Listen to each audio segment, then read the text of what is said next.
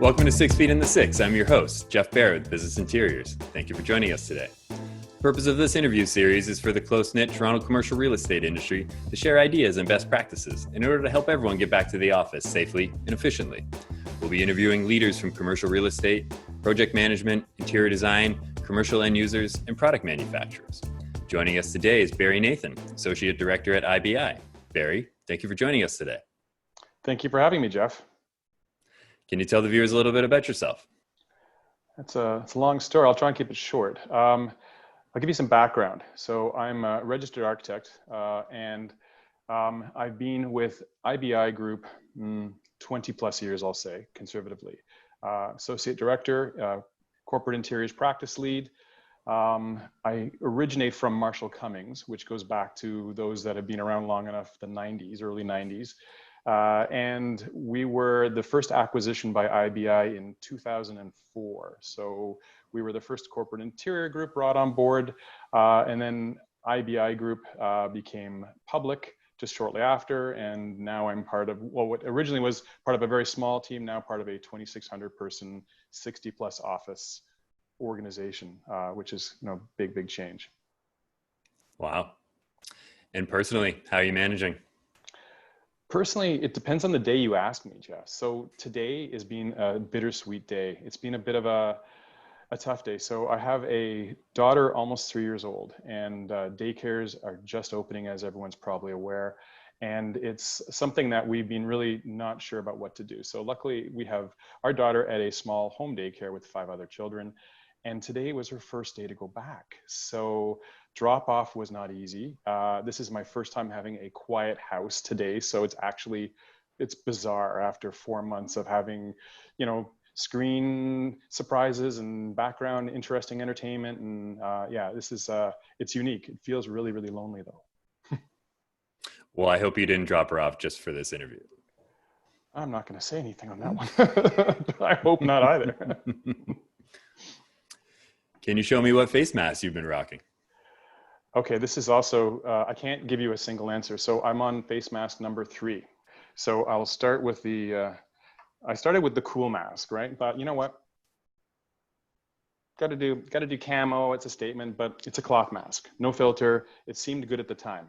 So I then graduated through to a filtered mask, but again, still designer chic, black. Got a bit of a breathing thing, so it sort of works okay. You don't suffocate. Nice. And now, depending on the occasion, I'm going hardcore in the medical world, and I'm at this is a KN98, which is a heavy duty filtration. This one is not quite the same as the N95s, but one step below. But I've just ordered the KN95s, which are the same as the N95s. So I can get more on that later. So Barry, in this season, we have a new segment where we take a deep dive on our guest LinkedIn account and look for posts that need more context. So 5 months ago, you posted Oxford's Workplace Innovation Challenge Judgment Day today. What a great experience for all, with a big thank you to all the collaborators that helped out our IBI team. This looks like a great post. Can you tell us a little bit more about it? Sure thing, Jeff. Oxford had invited, it was, I believe, 4 firms in the city to reinvent 200 Bay Street as a property. And they were looking at how do you appeal to like a tech startup sector as opposed to what a traditional tower would be, because it was always known as the Royal Bank Plaza, and they wanted to rebrand the plaza. And they were thinking of, startups specifically. So they took a floor, they had a test pilot, they built a communal cantina on the floor, and they gave these spaces to 4 firms. And we were one of the candidates that were invited to be involved.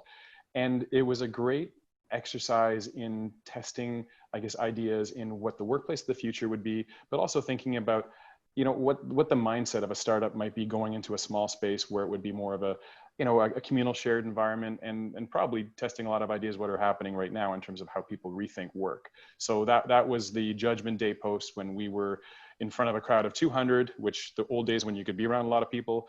And we had a big presentation, and it was a lot of fun and a great learning experience. I'm curious, given the timing before COVID, were any of the ideas relevant in today's crisis? So answering your question about any relevant ideas, definitely flexibility and resilience were driving factors. And everybody asks that about today, what are the 2 things we see in the future? And those were I'd say the design criteria that we came up with. We had a a client that was theoretical. It was a company that we developed. It was an online business. They were a startup. They were coming out of their basement in their garage, and they weren't Bay Street quality. They were really reluctant about the typical office environment. And the notion is we came up with a version of Queen Street West inside a banking floor. And we looked at how do you have like a town hall, and how do you have this sort of this hub that has the ability of transforming as you walk around it, and it can be anything to anybody, whether it's an outdoor park or it is flexible meeting space or tiered seating for events going on. But it was more learning from I'd say the communal working and some of the WeWork models, and looking at how they apply to an office environment. So it's funny when you look back at what you can learn from, and you might start talking more about today. What are some of the major protocols you think an office should deploy if they need to go back sooner than later? That's a bit of a loaded question, Jeff. I'll be careful because I don't want to fearmonger because there's too much of that happening in the press. We had been struggling internally with health and safety guidelines and protocols. And there's so much information, and no one knows what news or what relevant body or what jurisdictional guidelines you should follow, especially when you're not in one region as a firm. So we had struggled, I'd say, for 6 weeks on this, and I finally came across a healthcare practitioner who is a subject matter expert. She's a doctor in the field that has been helping corporations across the country figure this out and navigate. Because, I mean, if we're doing a project, we would hire a subject matter expert on any area which we do not know. And from a designer or architect's perspective, saying that you have the ability of recommending health and safety protocols is irresponsible. So, it's, and there's so many different versions of, physical distancing and PPE protocols that people are being instructed. Really, what is the right answer? And each company has to sort of figure that out themselves. So for us, we found the two major factors that we heard on what we should really tackle would be, and they're the obvious ones. I mean, it's going to be physical distancing and practicing that distancing in combination with wearing a mask. If you do both of those, you do the maximum level of, mitigating risk.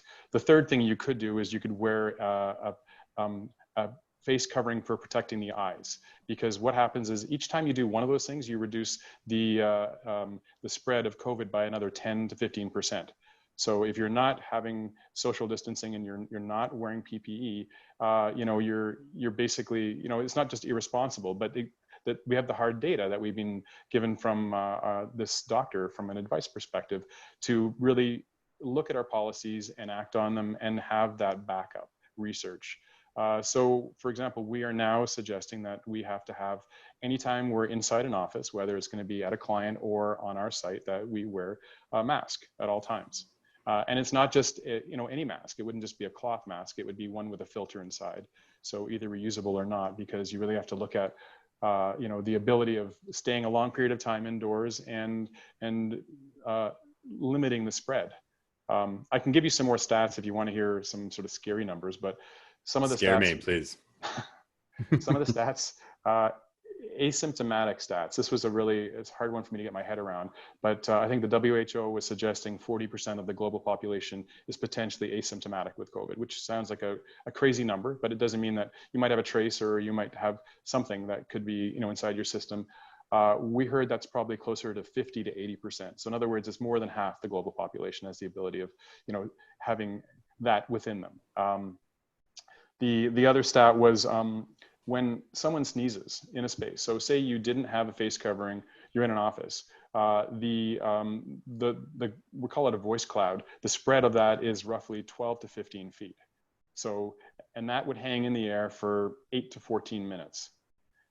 So if you do the math, so if you were to suggest that people wear, masks when you're circulating in common areas, but you take them off at your desk, it takes one person to sneeze, and if they're a silent spreader, your office is shut down. You've got to, basically do your contact tracing. You have to fog the space, which would cost you thousands of dollars. And then you have the risk of, whatever happens with employee infection and the liability involved. So it's best to mitigate it at its source. And that's what we've really kind of developed off of our protocols. Yeah, that's some scary stats. So 6 feet with a sneeze is irrelevant. Pretty much. Yeah. And 6 feet isn't, I mean, I love the name of your show, and I'm not going to knock that because it makes a lot of sense, but the number's made up. 6 feet is, 6 feet, 2 meters. It was an easy stat. Because I was really curious to say, well, why isn't it 7? It's an easy sort of one to get around from a physical distancing and arm's length perspective for planning. But if you look at every corporation, they're all planning around this, but it comes down to your health and safety protocols working together in tandem. So in other words, having a good PPE policy is just as important as physical distancing. I can't change the name of the show to 10 to 15 feet in the 6. It's just not going to ring. No, Drake probably wouldn't appreciate it either. So. No, yeah. And he heavily endorses the show, just that's right. In case anyone's wondering.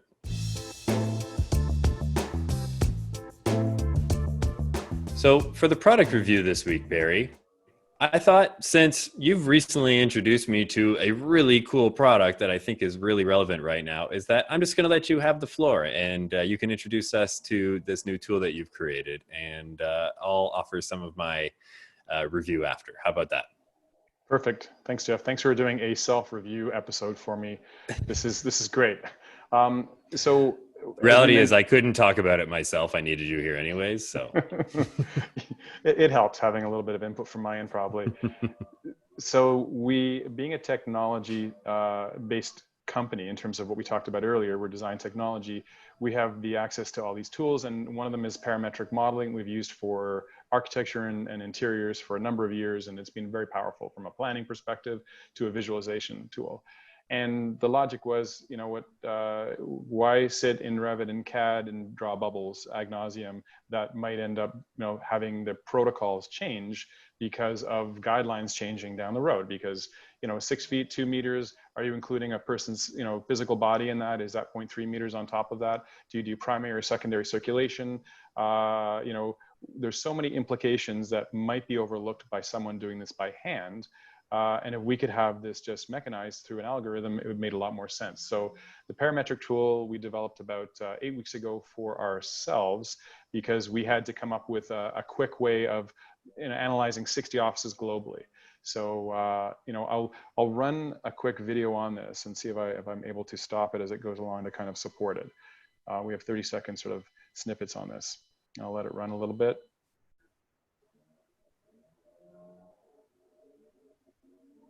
So here's what our floor looks like. I'm going to stop for a second here. So at our corporate headquarters, we have 800 plus staff. We're on 5 floors. So this is one of our main floors. So you can see that the challenges are, right now we looked at 2 phases of return, and the bubbles are done in 2 colors. So in other words, if you have the ability of occupying most desks through shift work, meaning one shift comes on Monday, Wednesday, Friday, the other one can be alternate days, or they could be split during the day. It shows you how you could have people, maintain current locations by doing that, and not necessarily a hotel. But then if you take primary circulation into account as a single direction through main corridors, and you look at what your physical distancing, and we had a protocol of 2.3 meters, not 2 meters, because we added a person in that, all of a sudden your corridors are at risk because nobody wants to be that person sitting there. And if there is overlap, it takes that out of play. So metrics, there's an Excel spreadsheet that comes with this that you can customize. It'll show you live on your percentage of return per shift. It shows you on what's unavailable as a red circle on this. The analytics work in common areas and meeting rooms as well. So it's very powerful because you can run this as many times as you like. And once you have the protocol set up, it can be run in a matter of seconds. So I'll kind of let it run a little bit more, and it'll show you one shift and what it looks like, and then the second shift brought in. And you'll see the metrics are constantly changing live as you're doing this. What is unoccupiable through the space?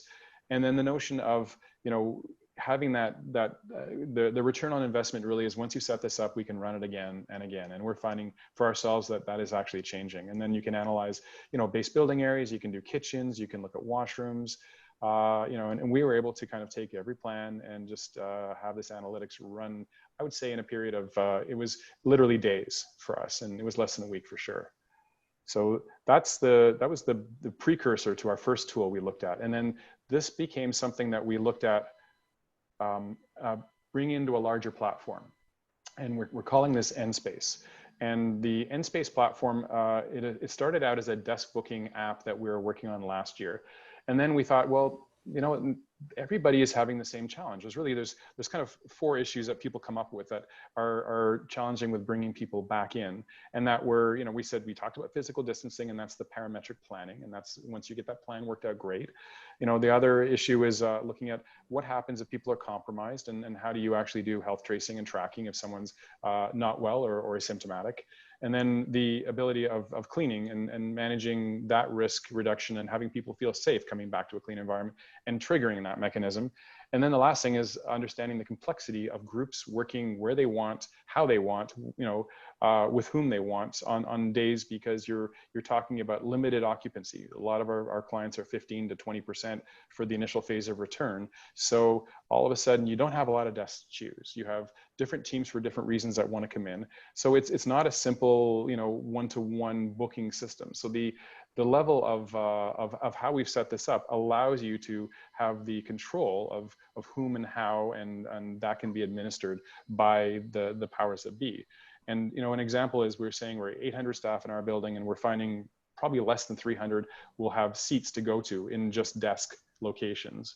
And then everybody has different needs. So the app will have that built in terms of, you know, because we were customizing it for ourselves, and now we're going to be taking that as a platform and rolling it out to our clients. But we're beta testing on our Toronto and our Waterloo locations as we speak. We're getting feedback on that, and hopefully this is something that we'll be having available shortly thereafter. And funny, you mentioned about time. So the basis earlier from your doctor's conversation, Jeff, is like, restrictions really are, you know, it's a physical space I occupy. How long am I in that space? And the restrictions of how do I get there? And that's what Nspace actually means in terms of a coding perspective. And that's how we came up with the term on this. And then from the configuration standpoint, it's because it will read the parametric plan in the background, and that plan is going to be a live update. You will know where and how, and you can see who's been where in terms of tracking that location. You can see whom you're going to sit next to as well. So that booking application is quite straightforward. The ability of enabling staff to kind of know, you know, from a meeting room to an amenity area to where they want to sit. There's a self-reporting form that we're calling it self-declaration, which would be a series of customized questions that would ensure that people are eligible to return to work each day, and that can be put into your desktop or into the app itself where it's on their smartphone. The notion also of a lot of similar products work on sensor-based, where you have to have a sensor at the desk. We also have a sensor product, but you don't have to. This could be as simple as a QR code. So the code can be a decal on the desk. When you do arrive, you would just scan your phone. It triggers that you've occupied the desk, and you scan it again when you leave. And then that will go to a cleaning protocol, and that would have depending on if it's a hotel or a fixed location, there'd be probably 2 variations on how the cleaning would work. But at least you have something that manages the cleaning side. And then if someone is asymptomatic, the health tracing is quite easy to kind of figure out where they've been and to track it as they go through the day.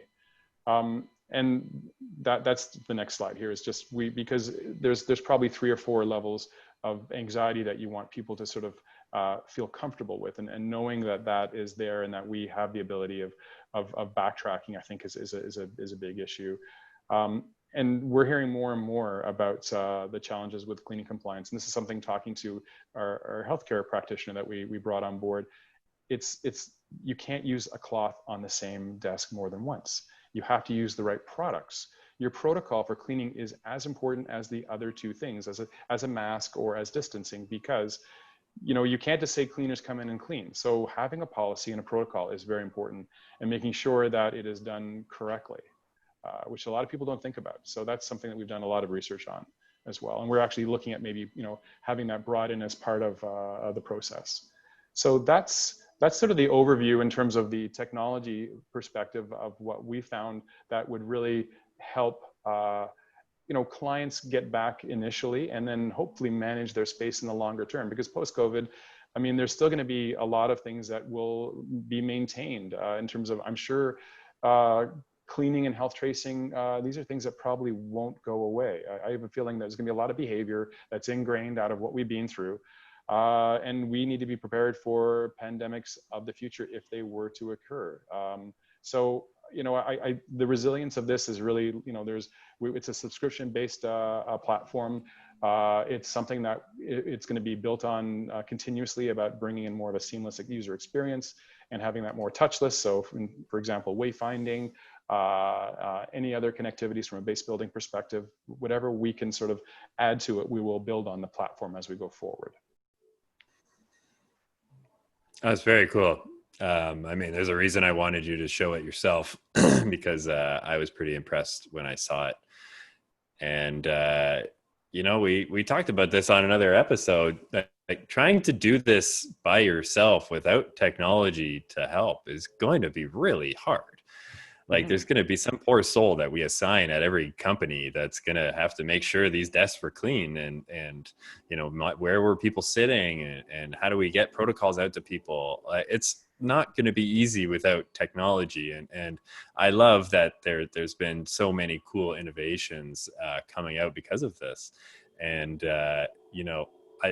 where you started off in your presentation about, today it's 6 feet and tomorrow it could be 7 feet. Like to be able to plan just at the flick of a switch on any new protocols that come out, because even you and I just had conflicting information within this interview from 2 medical experts, right? So obviously things are going to change. The medical expert that we had on this morning was saying certain stats and whatnot. Immediately after, I had some of my employees send me articles that contradict what he's saying, right? But, he was strictly working from the current guidelines that either the World Health Organization or Canada is implementing. There's programs that all companies have to follow today, like WHMIS, right? If you're going to introduce a new chemical into your space, there's a huge protocol in how to do that. And basically the occupational health and safety manual, that little book that has to be in everyone's office legally, there's going to be a new chapter. And, it's going to be really hard for people to wrap their heads around, but it's going to be about cleanliness.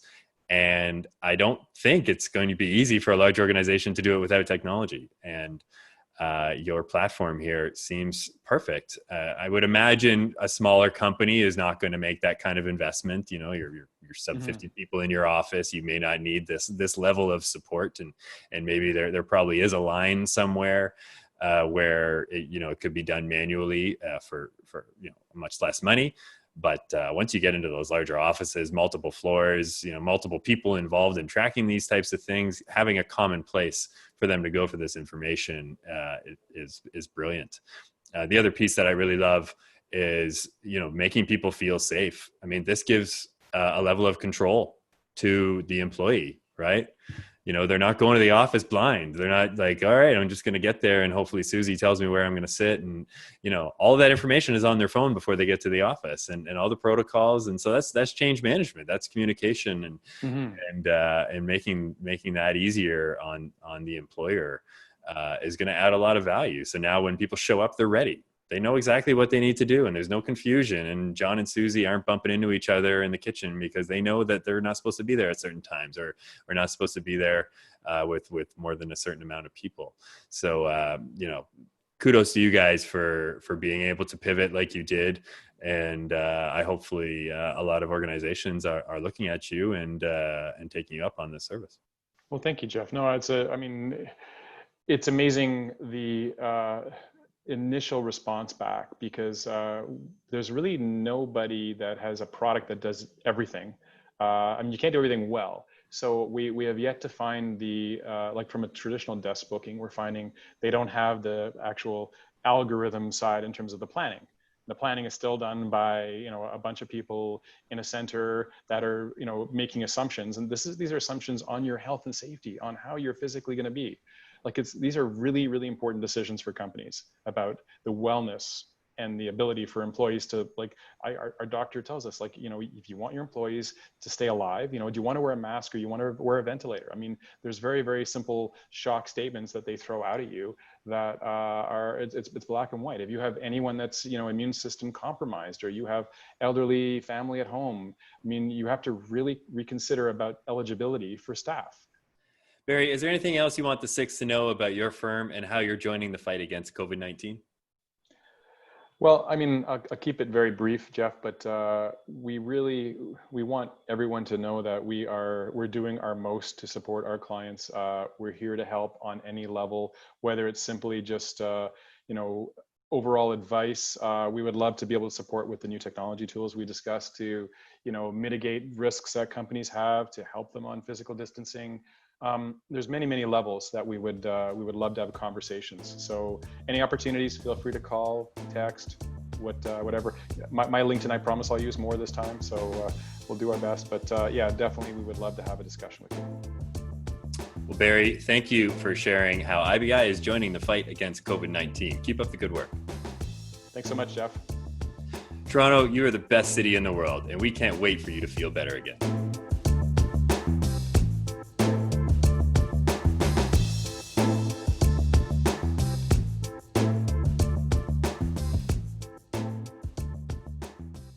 Yeah, companies really need to understand their maintenance schedules if they're going to implement some of these ideas. Oh. Do you hear that? What was that? That's strange. Man, it's getting louder. I don't think I'd answer the door. We're gonna have to reshoot this segment. Hold on. Oh man, that's getting really loud. Yeah, watch it. I don't know. Don't do it.